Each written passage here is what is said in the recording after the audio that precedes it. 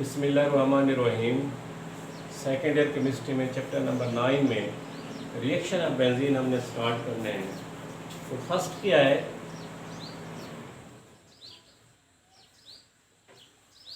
General pattern of the reactivity of benzene. Benzene की हमने general reactivity देखनी है। तो हमने पढ़ा है स्ट्रक्चर इल्यूसिडेशन में हमने पढ़ा है कि benzene is a stable molecule. Benzene क्या स्टेबल मॉलिक्यूल है। ये स्टेबल मॉलिक्यूल क्यों है कि benzene have the extensively delocalised pi electron system. Benzene के अंदर क्या है, extensively delocalised pi electron system है। बेंजीन के अंदर पाई इलेक्ट्रॉन सिस्टम का रिंग है। These ring form the continuous sheath of the electronic cloud. ये जो बेंजीन में continuous sheath of electronic cloud है, इस वजह से बेंजीन की स्टेबिलिटी है। नेक्स्ट है which form the continuous sheath of the electronic cloud. Benzene के अंदर की ये क्या है, continuous sheath of the electronic cloud है, जिसकी वजह से बेंजीन मॉलिक्यूल ज़्यादा स्टेबल है। अब ये जो कंटिन्यूअस शीथ है, इसको ब्रेक डाउन करने के लिए स्ट्रॉन्गर इलेक्ट्रोफाइल की ज़रूरत होती है, क्योंकि बेंजीन क्या एक्स्ट्रा स्टेबल है। इस एक्स्ट्रा स्टेबल को ख़त्म करने के लिए ये बेंजीन के पास बेंजीन कंटिन्यूअस शीथ को ब्रेक डाउन करने के लिए वीकर इलेक्ट्रोफाइल की ज़रूरत नहीं होती, बल्कि क्या होती है, स्ट्रॉन्गर इलेक्ट्रोफाइल की ज़रूरत होती है। To break the continuous sheath powerful electrophile is required. Benzene के अंदर जो कंटिन्यूअस शीथ है, उसको ब्रेक डाउन करने के लिए पावरफुल इलेक्ट्रोफाइल की ज़रूरत है, वीकर की ज़रूरत नहीं होती। अब जैसे यहाँ पर Fe(x2) के साथ मिलते हैं तो ये क्या बनते हैं, Fe(x3). अब ये जो Fe(x3) है, दीज आर इलेक्ट्रोफाइल, ये इलेक्ट्रोफाइल है, लेकिन इसका रिएक्शन अगर बेंजीन के साथ होता है तो दीज आर नॉट फिजिबल। ये रिएक्शन फिजिबल क्यों नहीं है, Fe(x3) को अगर बेंजीन के साथ मिलाएं, ये रिएक्शन सब्स्टिट्यूशन हो ही नहीं सकती। क्यों नहीं हो सकती कि Fe(x3) these are the weaker electrophile. Fe(x3) क्या वीकर इलेक्ट्रोफाइल है। Fe(x3) के साथ कोई दूसरा कंपाउंड मिलाएंगे तो उसके साथ ये क्या बनाएंगे, स्ट्रॉन्गर इलेक्ट्रोफाइल बनाएंगे, कोई सा पावरफुल इलेक्ट्रोफाइल बनाएंगे। अब Fe(x3) का रिएक्शन किसके साथ है, X2 के साथ है।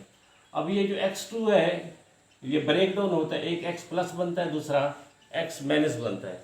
इसके दरमियान में हेट्रोलाइटिक फिशन है। जब हेट्रोलाइटिक फिशन होती है, एक इलेक्ट्रोफाइल बनता है, दूसरा न्यूक्लियोफाइल बनता है। अब ये जो Fe(x3) है, इसमें इलेक्ट्रॉन लेने की सलाहियत है।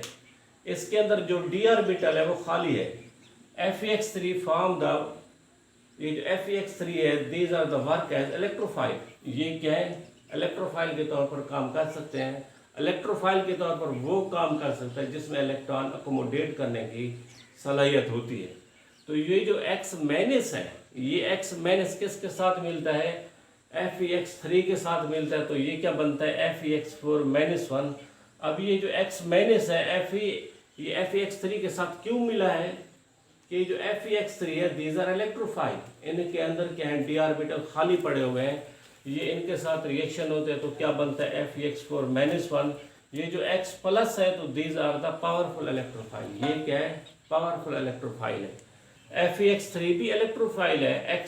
ये जो X प्लस है, हेलोजेनेटिंग आयन, ये भी इलेक्ट्रोफाइल है, लेकिन ये क्या है, वीकर इलेक्ट्रोफाइल है। X प्लस क्या है, पावरफुल इलेक्ट्रोफाइल है। जब Fe(x3) का रिएक्शन बेंजीन के साथ होता है, नॉट फिजिबल। जब X प्लस का रिएक्शन बेंजीन के साथ होता है, तब ये रिएक्शन हो सकता है। तो इसका मतलब क्या हुआ, Fe(x3) these are the weaker electrophile. ये जो X प्लस है, ये क्या है, पावरफुल इलेक्ट्रोफाइल है। बेंजीन का रिएक्शन किसके साथ है, यहाँ पर सब्स्टिट्यूशन होती है, X प्लस के साथ है, तो उसमें एक पाई किसके ऊपर ट्रांसफर होता है, X प्लस के ऊपर। तो these are electrophile. X plus क्या है, पावरफुल इलेक्ट्रोफाइल है, हेलोजेनेटिंग आयन है। एक पाई जब इसके ऊपर ट्रांसफर होता है, तो ये जो कार्बन है, दूसरी कार्बन, इसके ऊपर क्या आता है, प्लस चार्ज आता है। इसके साथ हाइड्रोजन एटम पहले था, X भी पहले था। ये जो दूसरी कार्बन है, इसके ऊपर क्या आ गया है, प्लस चार्ज आ गया है। प्लस चार्ज क्यों आ गया है कि इनकी जो वैलेंसी है, वैलेंसी लेस हो गई है। अब इसकी वैलेंसी कितनी हो गई, 3 हो गई है।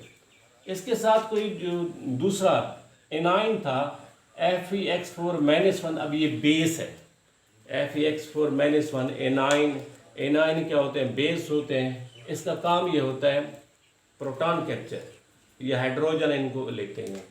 अब ये जो Fe(X4-1) है ये क्या करते हैं, हाइड्रोजन इनको लेते हैं और हाइड्रोजन और कार्बन के दरमियान में ये जो सिग्मा बॉन्ड है ये किसकी जानिब ट्रांसफर होता है, पाई बॉन्ड। पहले सिग्मा बॉन्ड, अब ये क्या बनता है, पाई बॉन्ड बनता है। तो यहाँ से हाइड्रोजन निकलता है, ये हाइड्रोजन किसके साथ मिलता है, एक्स के साथ मिलता है, तो ये क्या बन जाते हैं Fe(X3) और ये साथ क्या बन जाते हैं, हेलोबेंजीन। इसके अंदर जो सिग्मा बॉन्ड था, ये सिग्मा बॉन्ड किसके अंदर ट्रांसफर हुआ है, पाई बॉन्ड के अंदर ट्रांसफर हुआ है। इसकी जो एरोमेटिसिटी है वो दोबारा बहाल हो गई।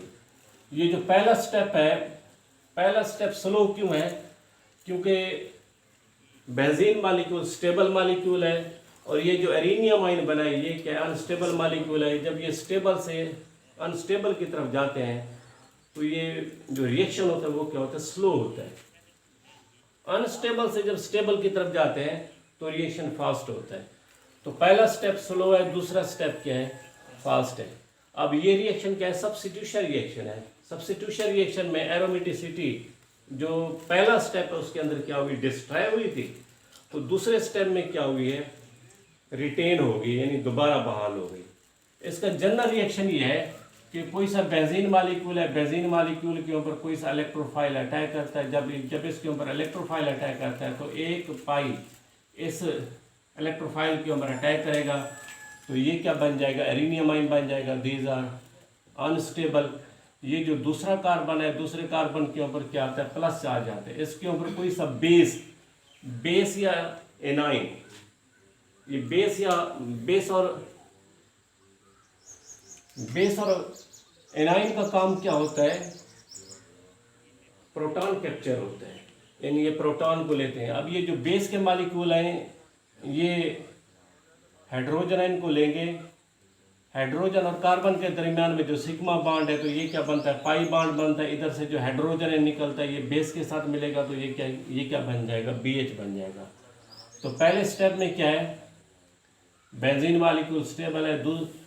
ये जो पहले स्टेप में एरिनियम आयन बनता है तो इसके वजह से रिएक्शन क्या होता है, स्लो होता है, क्योंकि ये जो एरिनियम आयन है ये क्या है, अनस्टेबल मालिक्यूल है। अनस्टेबल से क्या बनते हैं, स्टेबल मालिक्यूल बनते हैं। जो दूसरा स्टेप क्या होता है, फास्ट होता है। इस वजह से यहाँ पर लिखा है कि benzene give the substitution reaction easily.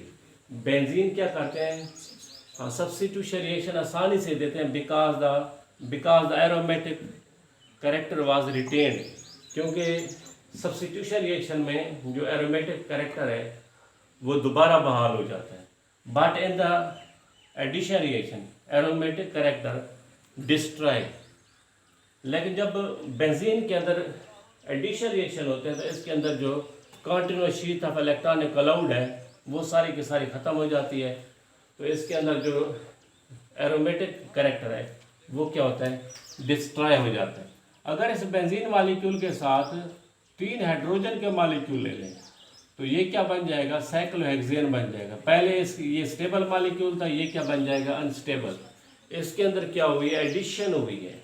इस वजह से बेंजीन मालिक्यूल एडिशन रिएक्शन आसानी से नहीं देता, सब्स्टिट्यूशन रिएक्शन क्या करता है, आसानी से देता है।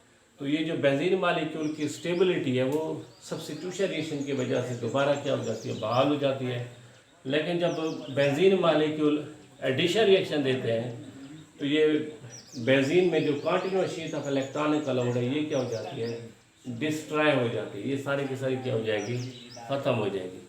तो ये बेंजीन मालिक्यूल सब्स्टिट्यूशन रिएक्शन तो देते हैं, एडिशन आसानी से नहीं देते।